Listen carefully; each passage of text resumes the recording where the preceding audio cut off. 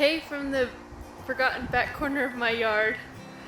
It's time to get to the next project on this forgotten, sad corner of the yard. We've been really enjoying this beautiful pergola. We love it. It's so pretty and it looks so out of place compared to this sadness. I took down my old playset, got an idea for something new that my kids will like, but today's project is for a fire pit. I picked up these wall blocks at Home Depot. I liked the texture on them. It kind of went with my fence. I picked up a fire ring a couple years ago because I was set on doing this like 3 years ago. And then, well, I put the ring down on the ground and we've used it, but now it's got to become official.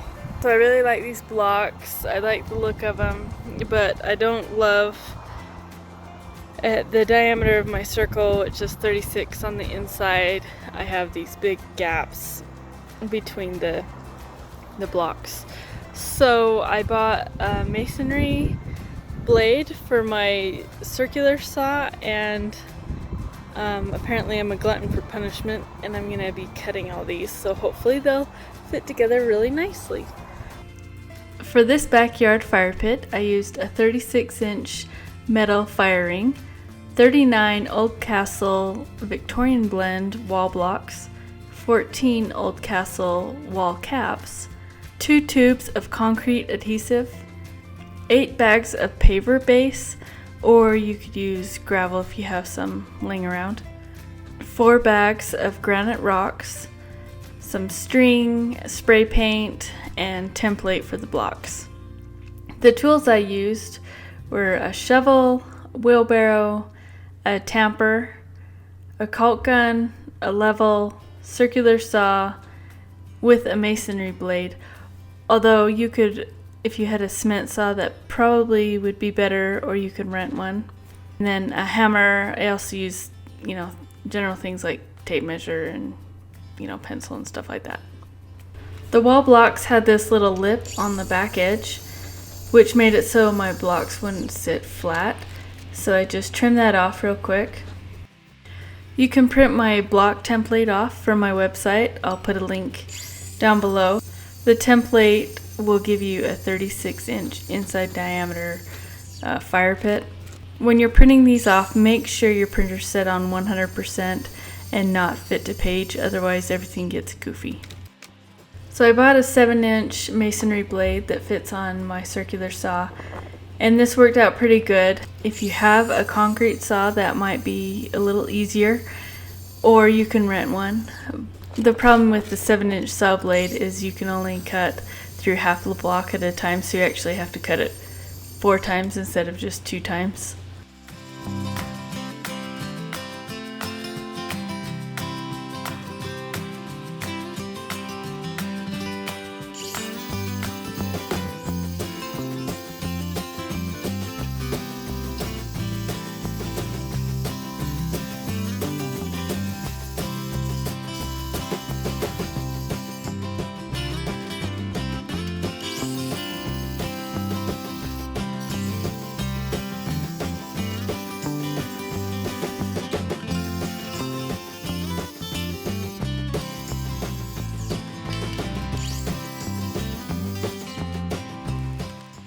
When I had my test block circle laid out, I measured the outside diameter of the blocks, and the needed space was just over 52 inches.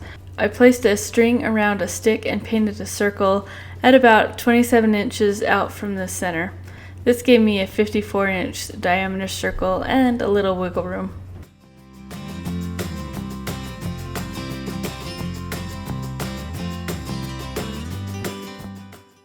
Then I dug the grass and dirt out to about 7 inches deep.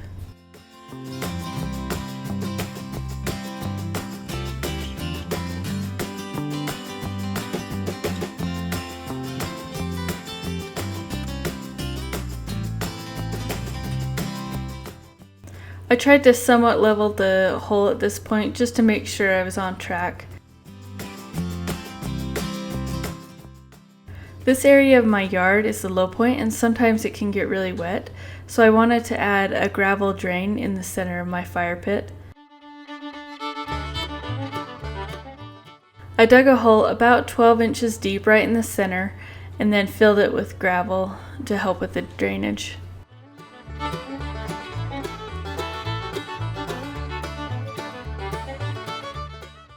The next step is to spread the paver base or gravel into the fire pit area 1 to 2 inches at a time and compact the base down with a tamp each layer.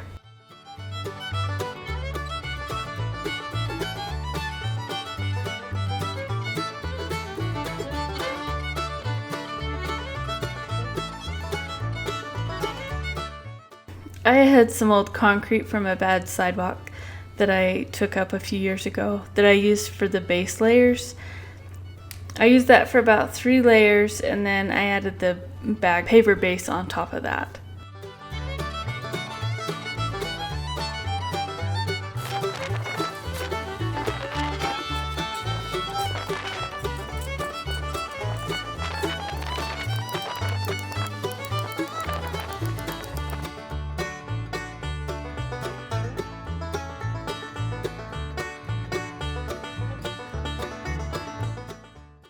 Add 1 to 2 inches more paver base and tamp until you get the height of the base that you want to start the first row of blocks.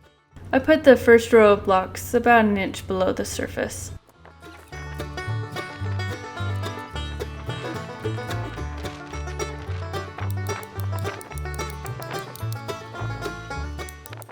I plan on coming back here and doing a paver patio at some point in time, and so I left the fire pit just below the grass surface.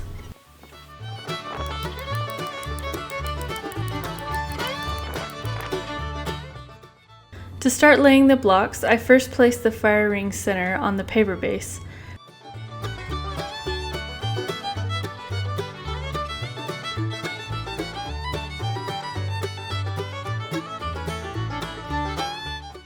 Then I placed the first row of blocks all around the fire ring.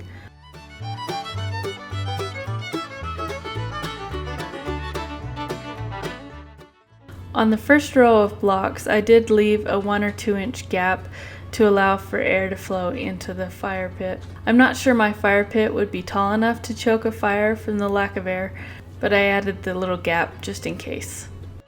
On the 13th block, I had to cut that one to fit. Then I removed the fire ring and used the 4-foot level to try and level the first row of blocks the best that I could. A little base was removed here and a little base was added there, then I could get the first row pretty flat. In between rows I used masonry adhesive, spreading in a squiggly pattern on top of the blocks. This adhesive is spread using a caulk gun and it is very stiff. Lots and lots of squeezing to get that stuff out.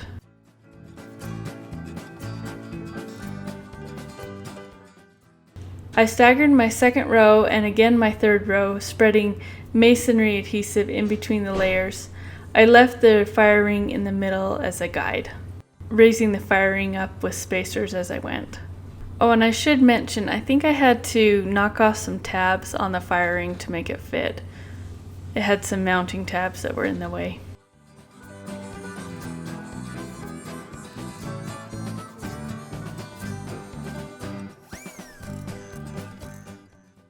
Finally, I added my wall caps for the top.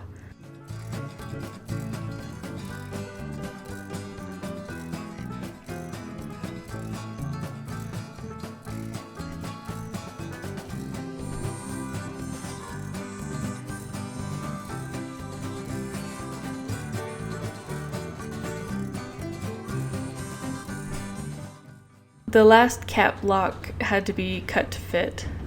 Like I mentioned, I've had this ring outside for a while and so it looked pretty bad. I scrubbed the ring with a wire brush and then I used some of the Rust-Oleum high temp paint and repainted it, and it looks pretty slick right now.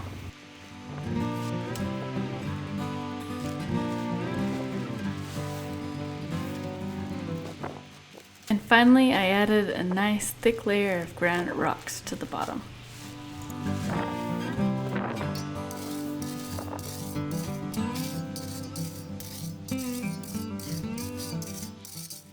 The thing I really liked about this fire ring is that it had the swinging grate, so we could grill on the fire. I let the concrete adhesive dry, and then we were excited to try out the new fire pit. We are absolutely loving our fire pit, and I don't know what took me so long to get it done, but I should have done it sooner. Thanks for watching, and make sure to subscribe. See you next time for week 4 of the big build off.